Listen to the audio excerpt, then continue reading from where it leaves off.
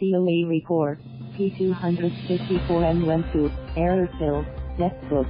Besides examining the books of the Education Department, state auditors have become grammar cops and fact-checkers of its instructional materials.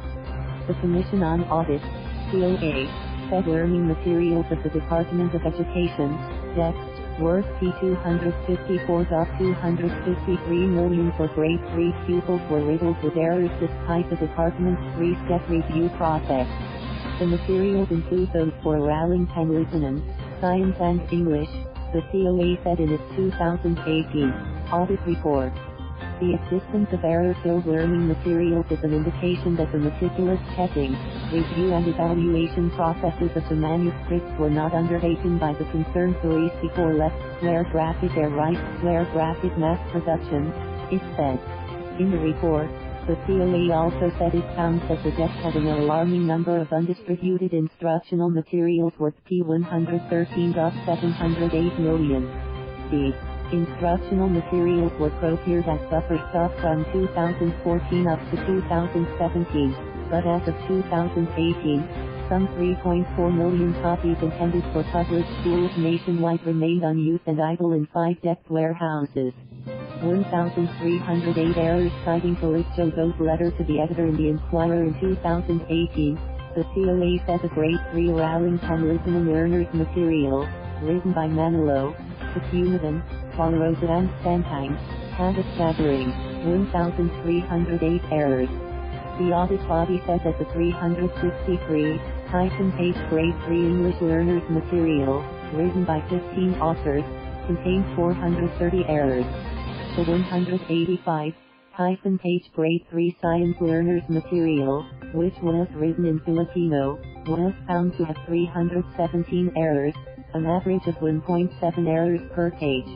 Archipelago, not island. In a review of the specific errors, the COA said the Araling Panlipunan learning material referred to the Philippines as a pulo or island.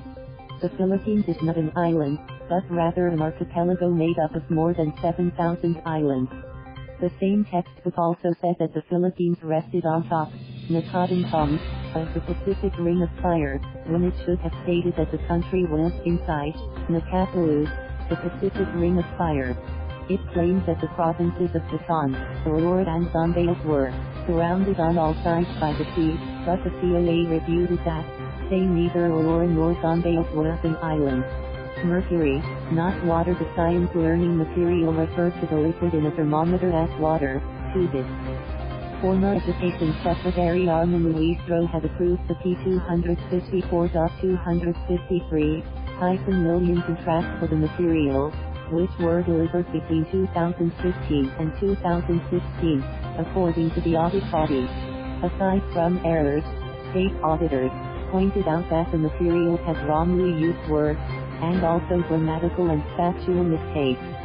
The COA said it had spoken to teachers in public elementary schools to evaluate the impact of these errors and deficiencies left square bracket on right square bracket educators and learners. Repetitive, confusing. They added that the topics were not in line with the curriculum guide.